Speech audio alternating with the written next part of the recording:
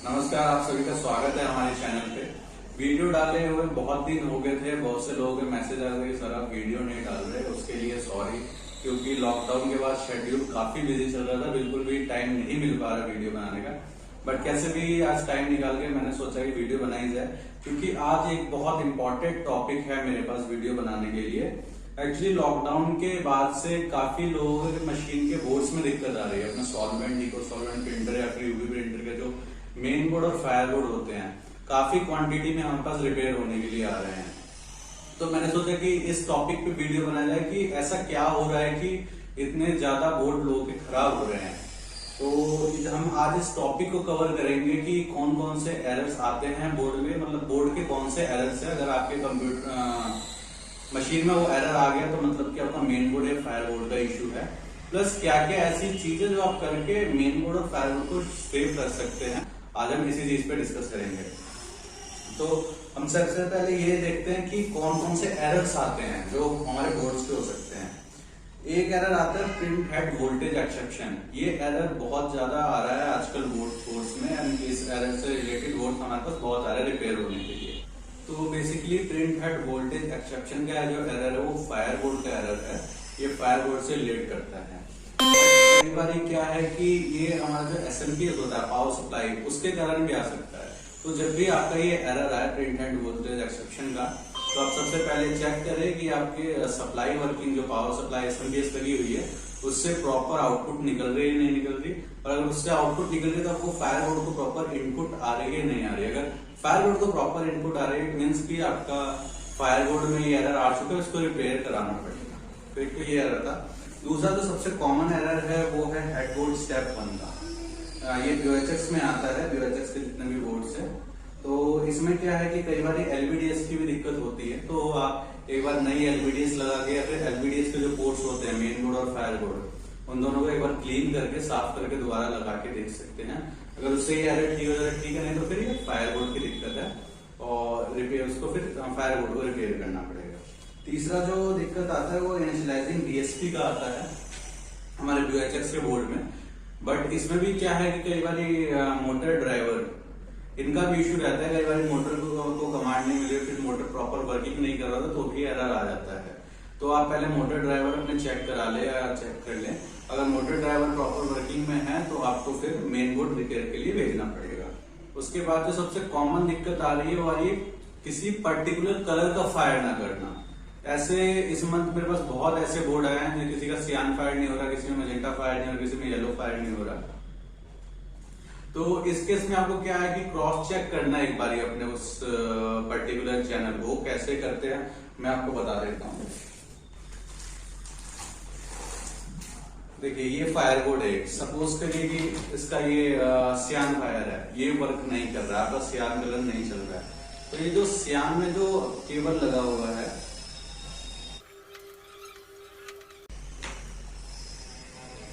ये जो आपके सियान में केबल लगा हुआ है, जो सियान हेड में जाएगा ये केबल, इसको आपको सिंपली क्या करना है, यहां से निकालना है सियान को और मजेंटा में लगा देना है, और मजेंटा वाले को सियान में लगा देना है।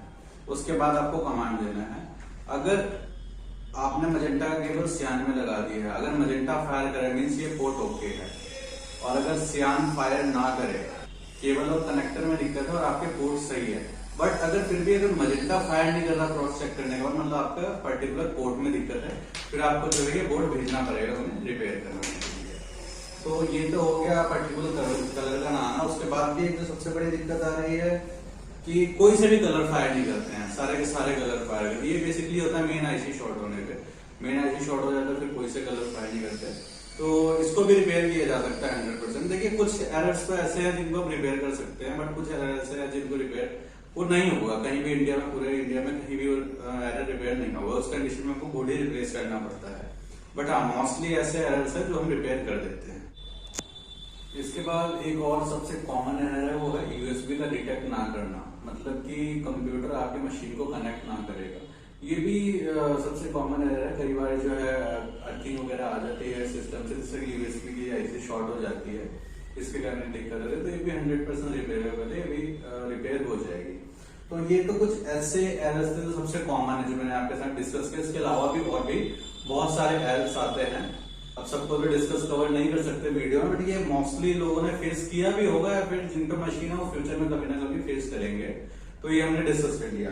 अब बात करते हैं कि ये बोर्ड में दिक्कत आती क्यों है, रीजन क्या है और क्या क्या चीजें जिसको आप अवॉइड करके आप अपने बोर्ड को बचा सकते हैं, आपके बोर्ड में दिक्कत ना है। तो जो सबसे पहला एंड सबसे कॉमन चीज है जो बोर्ड को खराब करती है वो है अर्थिंग। आपको पता है हमारी मशीन को रन करने के लिए अर्थिंग नेसेसरी है, अर्थिंग चाहिए, बट कई बार क्या होता है अर्थिंग कम हो जाती है या फिर अर्थिंग कनेक्शन कट जाता है, फिर चूहे तार वगैरह काट जाते हैं, जैसे कि हमारे मशीन में अर्थिंग नहीं है, तो हमें पता भी नहीं चलता कि हम रेगुलर अर्थिंग चेक नहीं करते हैं। तो सबसे पहले कि आप हर मंथ में एक बार मल्टीमीटर से अपनी अर्थिंग को जरूर चेक करें। अर्थिंग को चेक करना आप किसी भी सीख सकते हैं, नॉन इलेक्ट्रिशियन कोई भी आपको बता देगा।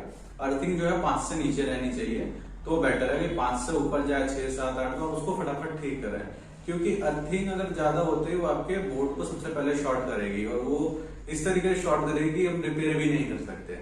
तो सबसे मोस्ट कॉमन जो फैक्टर है वो है अर्थिंग, जो सबसे ज्यादा बोर्ड्स को खराब करती है। तो एक तो आप अपने अर्थिंग पे ध्यान दें। सेकंड जो हम चीज की बात करते हैं जो बोर्ड्स को खराब करती है वो है डस्ट एंड मॉइस्चर।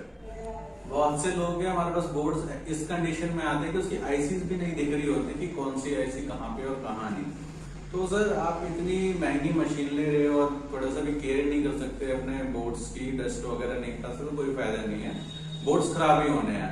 तो उसके लिए क्या है कि आप एक ब्लोअर वगैरह खरीद लो एंड वीक में एक बार आप अपने बोर्ड्स पे या फिर मशीन पे ब्लोअर मारोगे तो डस्ट वगैरह वहां से हट जाएगा। एंड मॉइस्चर, कमरे में जो है मॉइस्चर नहीं होना चाहिए। मॉइस्चर क्या है कि आपके बोर्ड्स पे डस्ट है, फिर मॉइस्चर उसको गीला कर देता है, गीला करने से वो कनेक्टिविटी उनकी बन जाती है और आपका बोर्ड शॉर्ट हो जाता है।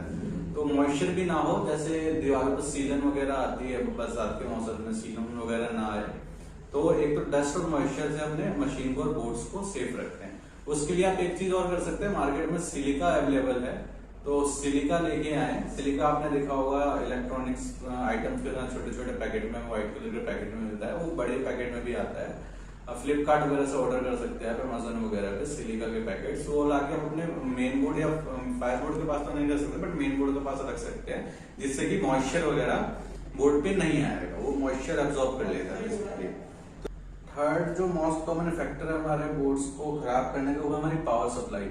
जो हमारी मशीन में पावर सप्लाई लग के आती है वो ओरिजिनल होती है, काफी बेटर होती है। हम जो भी मैन्युफैक्चरर या डीलर है वो मशीन के अकॉर्डिंग ही ब्रांडेड कंपनी की पावर सप्लाई लगाता है। बट कई बार पावर सप्लाई खराब होती है तो क्या करते हैं, मार्केट से सप्लाई लेके आता है। आप अपने डीलर से, इंजीनियर से पूछते हो, वो बताता है प्राइस जो है, तो आपको हाई लगता है प्राइस। आप मार्केट में पता करते हैं तो काफी आपको चीप क्वालिटी में, मतलब 500 रुपए में भी एसएमपीएस सप्लाई जो है मिल जाएगी, पावर सप्लाई। आप सोचते हैं कि इंजीनियर हमें पागल बना रहा है, फिर ज्यादा कॉस्टली दे रहा है, और आप वहां से लेके लगा लेते हैं। जो मार्केट में जो चीप क्वालिटी की, जो चीप कॉस्टिंग की, कम कॉस्टिंग की जो सप्लाई जो अवेलेबल है वो इतनी बेकार होती है कि आपके बोर्ड को कभी भी शॉर्ट कर सकती है, वो फ्लक्चुएट करती रहती है। हमारे बोर्ड्स को किसी को 24 वोल्ट चाहिए, किसी को 12 वोल्ट चाहिए, वो क्या है कि 24 से कभी 28 दे देगी, 30 दे देगी, तो बोर्ड शॉर्ट हो जाएगा। तो इतने लाख की मशीन है, तो सप्लाई वगैरह में जो है थोड़ा वो ना करे। जब भी लगे किसी इंजीनियर से, डीलर से ब्रांडेड सप्लाई ही लगवाए, पावर सप्लाई। तो आप 500-1000 रुपए बचाने के चक्कर में आपका बोर्ड शॉर्ट हो जाता है। तो इससे बढ़िया कि बढ़िया ब्रांडेड लगवाए कि आपका बोर्ड बचा रहेगा। तो पावर सप्लाई डिस्कस हो गया। जो फोर्थ फैक्टर है वो है चूहे। मशीन रूम में चूहे रहने का मतलब है आपकी मशीन में एक महीने में कम से कम 10 बार दिक्कत देगी। चूहे बिल्कुल भी कमरे में अवेलेबल ना हो। चूहे क्या करेंगे, कोई सी भी वायर काट देंगे, जिससे कि आपकी मशीन रुक जाएगी।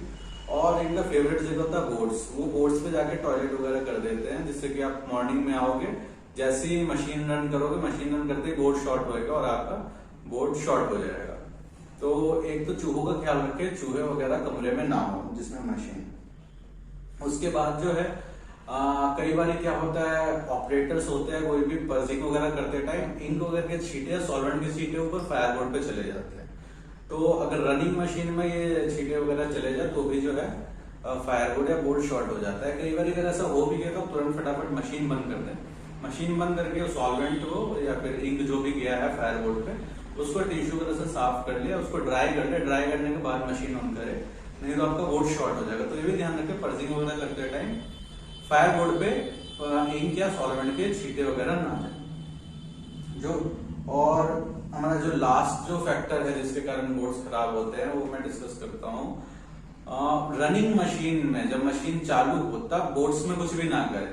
कई बार क्या है कि कस्टमर्स खुद ही प्रॉब्लम सॉल्व करने की कोशिश करता है, जैसे फायरबोर्ड में दिक्कत है, कलर फायर नहीं करता तो क्या कनेक्टर वगैरह निकालने लगता है। अभी रिसेंटली में एक केस आया था, एक कस्टमर ने हमारे खुद ही चालू मशीन में कनेक्टर लगा रहे थे बोर्ड में और क्या है उनके ऑटो चैनल शॉर्ट हो गए, तो उनका जो है कोई भी कलर नहीं आ रहा था। तो फिर उनका क्या हमने बोर्ड रिपेयर कर दी थी, उनकी मेन आईसी उन्होंने शॉर्ट कर दी थी। बट क्या है कि अब कोई भी काम करना है बोर्ड में आप करिए, बट पहले मशीन को बंद करें। अगर आप चालू मशीन पे कोई भी कनेक्टर लगाएंगे डायरेक्टली, इवन चालू मशीन में डायरेक्ट यूएसबी केबल भी कंप्यूटर में ना लगाए, उससे भी आपका जो है मेन बोर्ड की वोल्टेज शॉर्ट हो सकती है।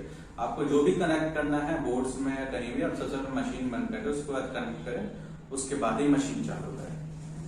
तो ये तो कुछ ऐसे फैक्टर्स थे जिनके कारण मशीन बोर्ड्स में दिक्कत आती है। इनको आप ध्यान रखेंगे तो आपके बोर्ड्स में कोई दिक्कत नहीं आएगी। और मैंने जो है एरर्स भी डिस्कस किया कि क्या क्या एरर आ सकते हैं बोर्ड में, वो बोर्ड के ही एरर है। अगर आपकी किसी भी बोर्ड में मशीन में दिक्कत आ रहा है, आप हमें कॉल करें। हमारे पास 99% बोर्ड्स की प्रॉब्लम जो भी है उसको सॉल्व कर दिया जाता है। बस 1% ऐसी कोई दिक्कत होती है तो सॉल्व नहीं हो पाती है। तो आपके बोर्ड में कोई भी दिक्कत है, बोर्ड चेंज करने से पहले एक बार उसको रिपेयर करा सकते हैं, क्योंकि आपको भी पता है बोर्ड काफी कॉस्टली है, बट क्या पता रिपेयर वो कम में ही हो जाए।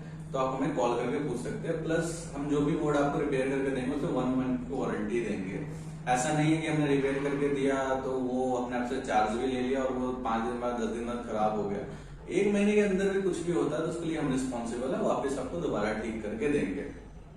तो डिस्क्रिप्शन में हमारे नंबर है, 4 नंबर है, चारों पे तक किसी भी कॉन्टेक्ट कर सकते हैं। आपके बोर्ड्स में दिक्कत आ रही हो, मशीन में कोई दिक्कत आ रही हो, कुछ भी क्वेश्चन हो, कुछ भी डाउट हो, आपको बोर्ड्स परचेज करने हो, यूएमसी किट हो या VHX हो, या फिर आपको मशीन परचेज करनी हो, कुछ भी प्रॉब्लम है तो आप हमें कांटेक्ट कर सकते हैं। Thank you.